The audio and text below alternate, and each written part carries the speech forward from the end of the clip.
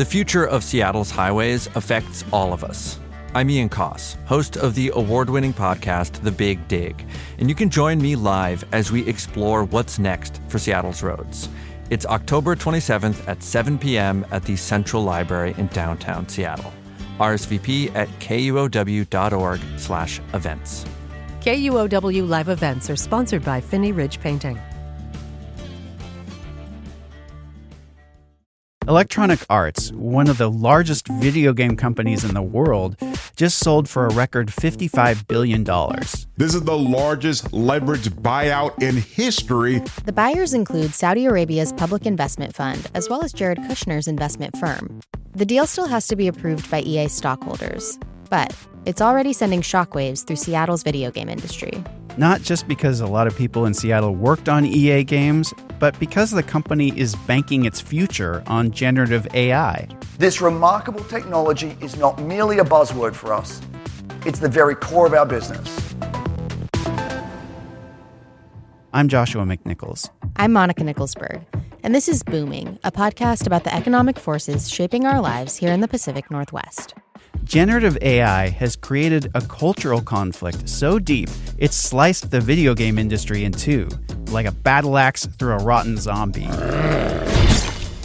On one side are indie game developers and their fans who believe video games are an art form that should be mostly made by humans. AI shouldn't be used in any capacity. On the other are big companies pushing generative AI that could replace workers, making games cheaper and faster to produce. We can also instantaneously create buildings with a simple prompt. Build me a 4-story Parisian apartment building. Today, can generative AI make games better than humans can? Do we want it to? That's coming up.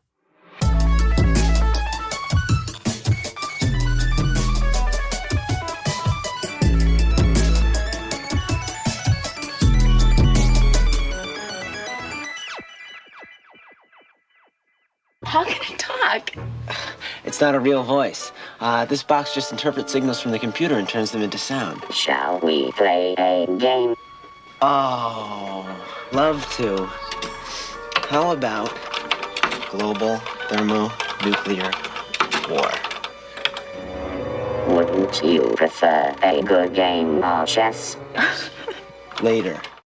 So Joshua, generative AI seems like it's central to this huge EA deal that made international headlines last week. Is this the beginning of the AI takeover in gaming? Well, the CEO says they have over 100 generative AI projects at the company right now. And one of the main reasons they're pushing it so hard is to turbocharge their game development. You know, generative AI lets them rapidly produce more game content. It's unclear at this stage how that will affect jobs, but they've been laying off a lot of people lately. Okay, and EA is based in California, right? Yeah. So what does this sale mean for the industry here in Seattle? Well, Seattle is the second most important city for game development in the U.S. after the San Francisco Bay Area in terms of the number of employees. It's sometimes called the Hollywood of video games because we got so many video game companies clustered around Microsoft, you know, Nintendo, Wizards of the Coast, Bungie, Riot, Unity, and Valve. And Microsoft, obviously a huge proponent of AI, owns Xbox. Yeah, they're leaning heavily into that. But even being a video game novice, I know that games have been using some kind of AI for a long time now. So what's different in this moment? Well, before it was old-fashioned AI. Like you could play chess against a computer. You could shoot bad guys that move in response to your movement. But what's different now is generative AI. It's so good at mimicking humans that it could take work away from people who make video games, you know, from programmers to artists to voice actors. Some say that's already happening. And some analysts are connecting the layoffs we've seen at big game companies with the rise of generative AI. Yeah, this is something that we see in a lot of industries. We know that different trends are happening at the same time. Companies are using generative AI more. Layoffs are happening more. Hiring freezes are happening more. And it's kind of hard to know whether there's a correlation or a causation there. Yeah. I mean, one thing's for sure. Video game fans are convinced it's a problem and have fueled a backlash against games that use generative AI. Hey. Hi, how are you? I was at PAX West recently before this news broke. It's this big video game conference in Seattle. And when I mentioned AI to gamers and game developers, they were all hyper aware of this backlash. It's just, everyone's talking about it. There's so much controversy, so much drama over we're going to boycott this game or whatever because it uses AI or something. That was Sky So, who works on a cozy little game called Snacko. It's kind of like Animal Crossing, for people who may have fallen down that rabbit hole during the pandemic. Yeah, I know Animal Crossing was huge. That was not a rabbit hole that I fell down. I made a lot of sourdough, but I know lots of people who did. Yeah. So what kind of boycott is she talking about? She's talking about players punishing companies after discovering they used generative AI for a game's artwork. Like in one game, players spotted a Santa Claus zombie with 6 fingers. How many fingers are there? Count. How many fingers are there? 6 fingers. This is AI-generated slop. Oh yeah, the fingers. Classic tell. That was in Call of Duty, one of the most popular game franchises ever, which also happens to be owned by Microsoft. People called them out for it. If this was a free-to-play game, you could let it slide, but with a full-priced game, you would at least expect your money to be paying for a professional graphic designer. Players are digging for evidence of this stuff. They're combing through job listings at game companies, looking for telltale descriptions, like when a company's looking for people with experience, quote, refining AI-generated art. It's just insane how lazy these companies are getting just to save a few bucks. They're naming and shaming these games, refusing to spend money on them. I gotta admit, I didn't really appreciate until semi-recently that video games really are an art form. It wasn't until I read this New Yorker article a couple of years ago about The Last of Us that I really started to understand that the stakes of this are similar to actors who are worried that deepfakes are going to replace them in movies. But it seems like big companies are still pushing generative AI in video games anyway. Absolutely. Especially the large ones. They're less likely to see their games as art. They think of them more as entertainment. And in terms of boycotts, they have deeper pockets and may be better positioned to wait out any short-term blowback. They seem to think this whole controversy will fade away eventually. And they also see the potential for AI as a benefit to users. For example, EA has a lot of sports video games. We would not have created the smash hit College Football 25 without AI. That's how 150 unique stadiums and over 11,000 player likenesses are in the game. That's another EA executive. He said all those players' faces and stadiums make the game feel more local, so people feel like they're watching their team in their town. Okay, I can see the argument for why companies think AI is a useful tool. But you've been talking about big companies. Are small game developers using AI in the same way? Much less so.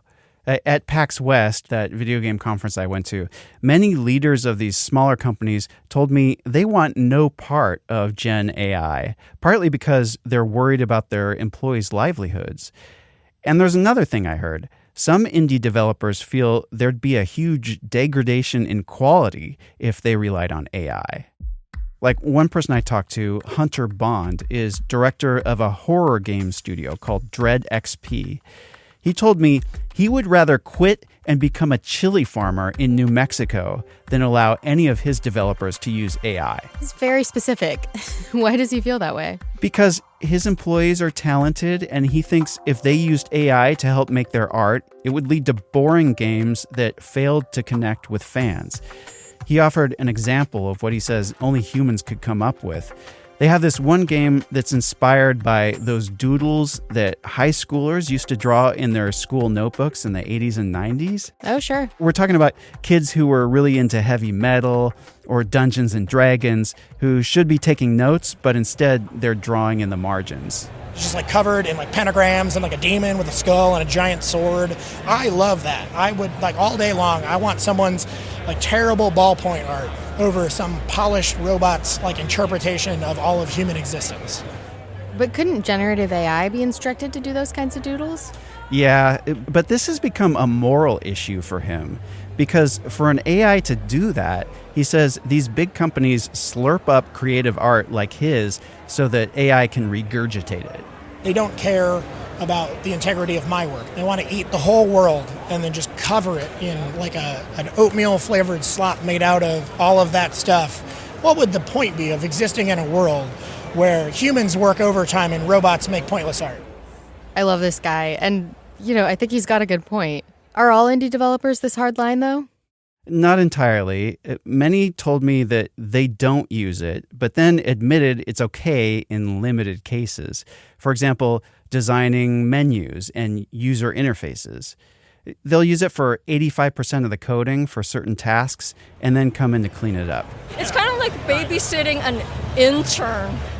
This is a common experience that I hear beyond video games, and I've experienced myself. Like, the robot intern can be very effective, but you have to give it super clear instructions and keep a close eye on it. Yeah, and one developer I talked to said that eventually there's a limit to what that robot intern can actually understand and accomplish.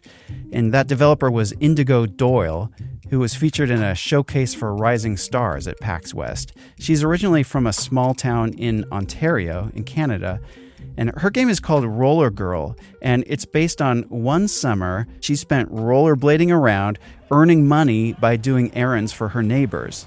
Her neighborhood is in it. I put my childhood house in there. The character is designed after me. Her character's hairstyle is the one that she had when she was 16. Everything is very, coded to my life. The rollerblades are the same ones she owned then and still uses today. Realistically, I'm not sure that AI, at least at this point, could generate that level of detail and that level of, emotion and authenticity. She says humans are drawing on a wealth of experience that an AI can never have. Growing up in a human body and being mortal. She says those experiences lead to more authentic games that connect with people on an emotional level. And there have been a number of trendy games over the past few years that have explored feelings like death, grief, and loneliness. So, based on your reporting, where is this all headed? Who's going to win? The companies that want the AI or the indie game fans who really don't? Well, it could go either way. On the one hand, transparency is increasing. Steam, which is an online gaming marketplace, requires developers to disclose when they use AI.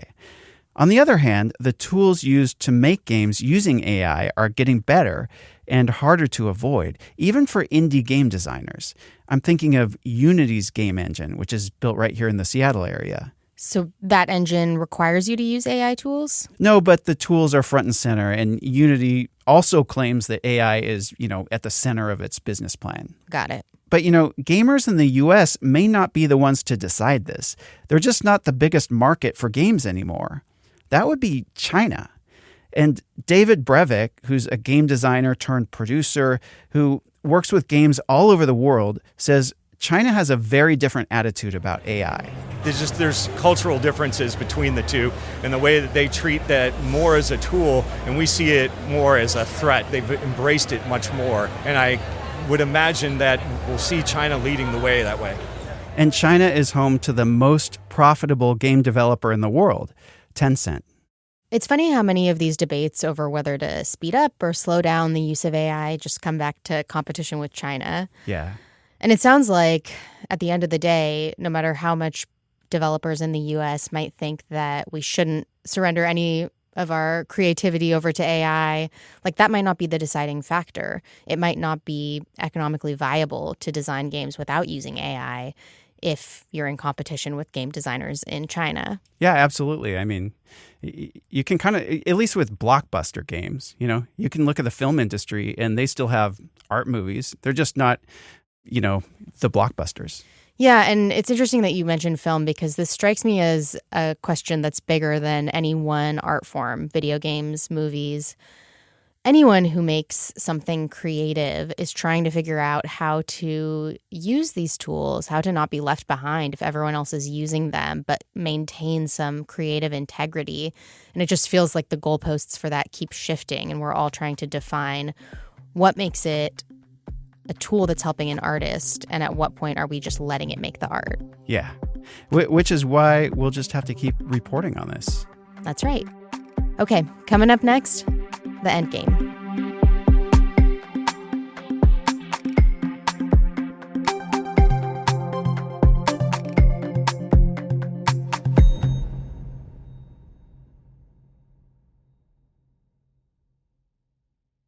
Welcome back to The End Game. Alec Cowan, our producer, is here. Hi, Alec.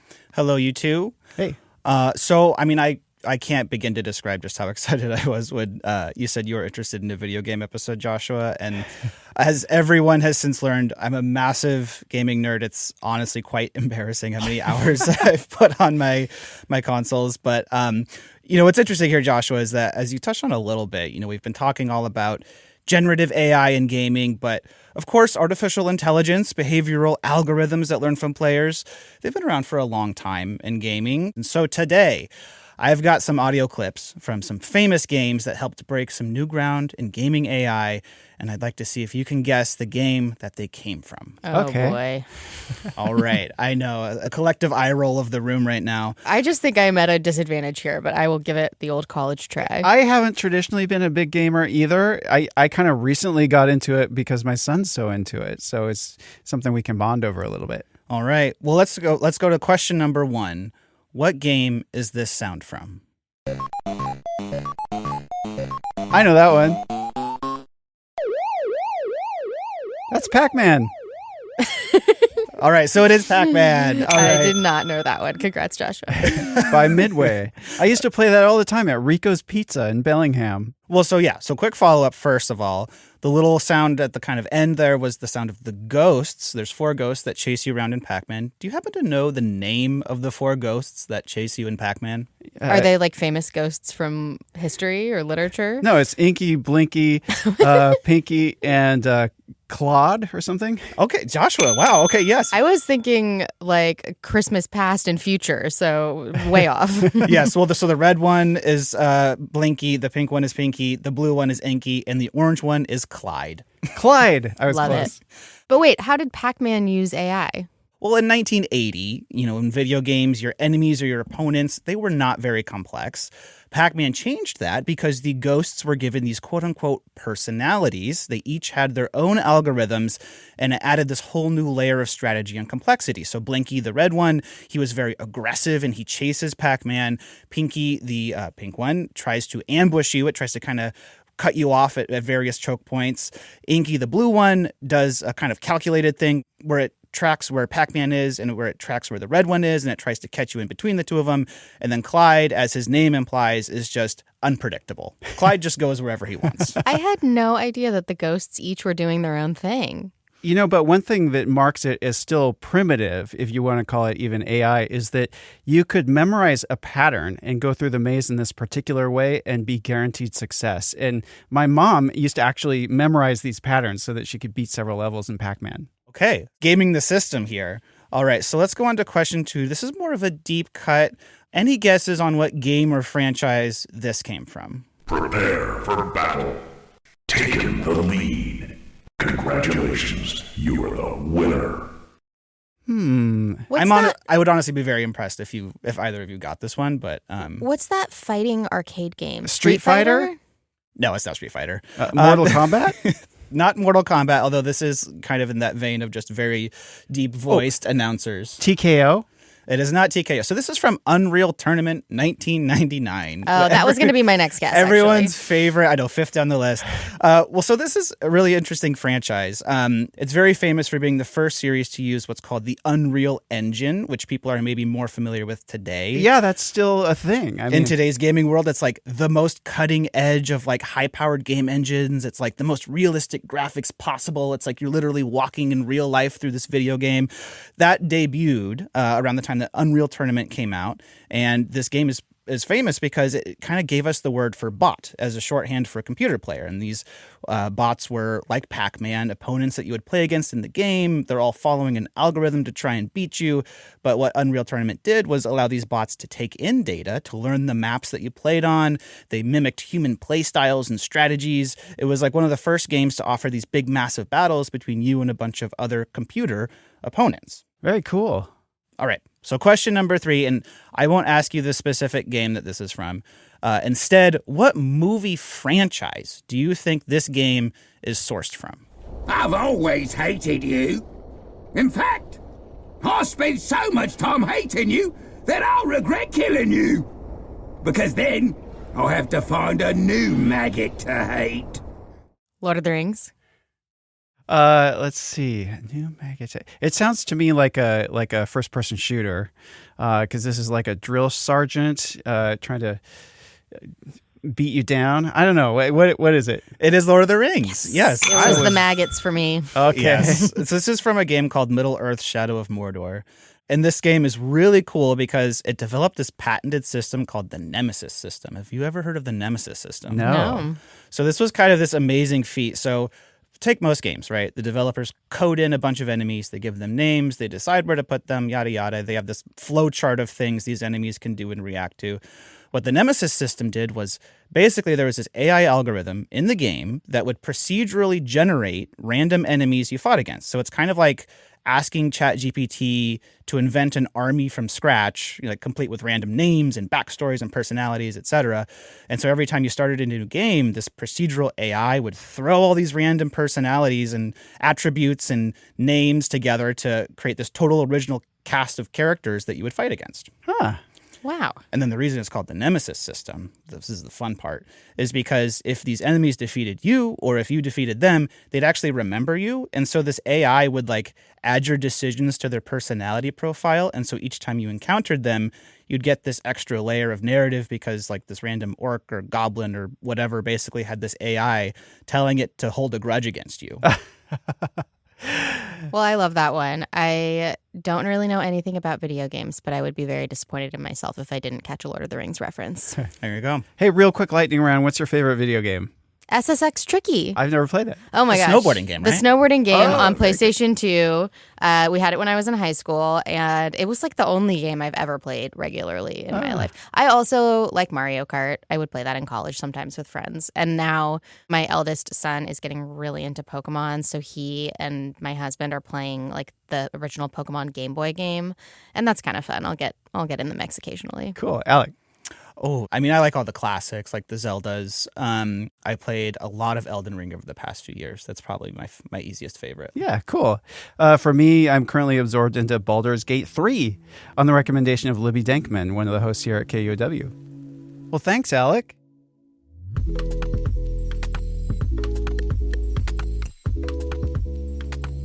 That's it for Booming. Thank you so much for listening. If you have a question about the economy or a story idea for us, we would love to hear from you. You can send us an email at booming@kuow.org or leave us a voicemail at 206-221-7158. Also, special thanks to those of you who are donating to the show. If you want to donate, go to kuow.org/booming. Thanks. Our producers are Lucy Suchek and Alec Cowan. Our editor is Carol Smith. I'm Monica Nicholsberg. I'm Joshua McNichols, and we'll see you next time